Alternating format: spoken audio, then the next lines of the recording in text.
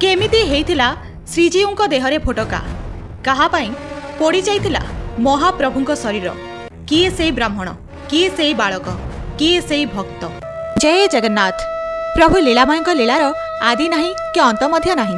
चलीछि महाप्रभुंको अनवसर नीति बंद हो जाइछि भक्तंक पई श्रीमंदिर द्वार। महाप्रभुंको दिव्य अनुभव पाइबा पई भक्त माने धाई जाउचंती प्रभु श्री अलारनाथଙ୍କ पाखकु। पुरीर ब्रह्मगिरी रे विराजित प्रभु श्री अलारनाथଙ୍କ मंदिर। पूर्वर यह मान्यता अच्छी जे महाप्रभुंक अणवस्तर समय से प्रभु श्री अलारनाथଙ୍କ स्वरूप दर्शन दियंती एवं भक्त माने तांका दर्शन करी प्रभु श्री जगन्नाथ दर्शन पुण्यफल लाभ करती। आपण माने जानी आश्चर्य हेबे जे एबे भी मध्य रही श्री विग्रह रे से पोड़ा चिन्ह से फोटकार चिन्ह ताहा केमिति सेतेबेलर कथा। प्रभु श्री अलारनाथଙ୍କୁ पूजा करुवा ब्राह्मण श्रीकेतनଙ୍କର अलग स्थान रे किछि कार्य पड़िथाए। जेहेतु से प्रभुंक सेवक तेणु प्रभुंक सेवार समस्त दायित्व तांको उपरे न्यस्त थाए।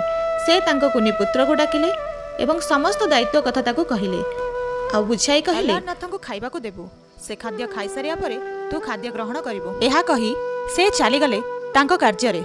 एपटे पुत्र मने मने मुरुकी हसिला ता माँ कथा को मने पकाई काहेकि ना ता माँ ताकू सब बेले कहंती अलारे हेउचंदी आम इष्ट देव तो संगात मध्य से आम निज लोक तू तांका सहित जहा चाहबो करि परिबू तू तांका सहित खेली परिबू कथा भी हेई परिबू। एहा भाबी पितार आज्ञा को पालन करिया जाई पुत्र ता माँ ठारू खीरी धरी चलिला अलारनाथଙ୍କ पाखकू। से प्रतिदिन आगरु मध्य ता बापाଙ୍କ सहित जाईची आ देखिची ता बापा केमिति पूजा करंती। से मध्य सेहीपरि गला मंदिर को जाई प्रभुंक सम्मुखरे भोग लगाइला एवं भोग लगाई सारी कबाट बंद कर देई बाहरे अपेक्षा कला। किछि समय परे कबाट खोली देखि त भोग जेमिति को सेमिति थुआइछि टिके मध्य सरिनी।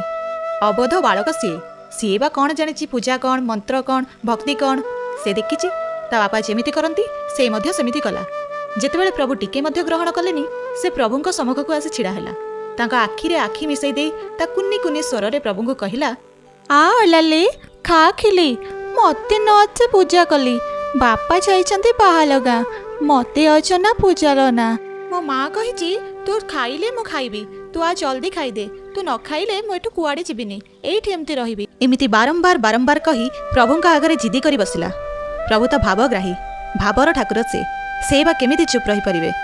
ओल्हाई आसले स्वतः तांका सिंहासनरु एवं कुन्नी भक्तर हाथरू प्रसाद ग्रहण कले निजे खाइले तांका भक्त को मध्य खुआइले। पिलाटी खाली पात्र को धरी खुशी मनरे घर को फेरिला। एपटे ब्राह्मण जेतरे कार्यरु आसी पुत्र को भोग लगाइबा कथा पचरंती से सबु खोली कहिला एवं खाली पात्र मध्य देखाइला। ब्राह्मणर विश्वास हेलानी। से परीक्षा करने को जाई परदिन पुणी पुत्र हाथ में खीरी पठाइला। कुन्नी बालकटी पुणी बारंबार प्रभु को सेमिति जिदी कला। प्रभु स्वतः पुणी ओह्लाई आसिले निजे खाइले निज भक्त को मध्य खुआइले। एपटे ब्राह्मण कबाट कणरे लुचि थाए आ सबु देखु थाए। से देखिला श्री विग्रहଙ୍କ ठारू जड़े कला रंगर व्यक्ति जनक आसी खीरी पात्ररू खीरी खाउछंती तांका पुत्र को मध्य खुआउछंती। किए खाउची बोली देखिबा पई ब्राह्मण कबाटी को जोर करी खोली देले। एपटे तरबर रे जाऊ जाऊ प्रभुंक हाथरू खीरी पात्र ढाली हेगला आउ पड़ी जाई ता छाती एवं हाथ रे फोटका हेगला। ब्राह्मण निज भूल बुझिपारी सेईटी कांदी कांदी लोटी गले एवं क्षमा मागिले। सेबेठारू आज पर्यंत सेई पोड़ा चिन्ह सेई फोटकार चिन्ह एबे भी ठाकुरंकर छाती आउ हाथ रे रहिछि। सतरे लीलामयଙ୍କ लीला सतरे अद्भुत जार किछि आदि नाही कि अंत मध्य नाही।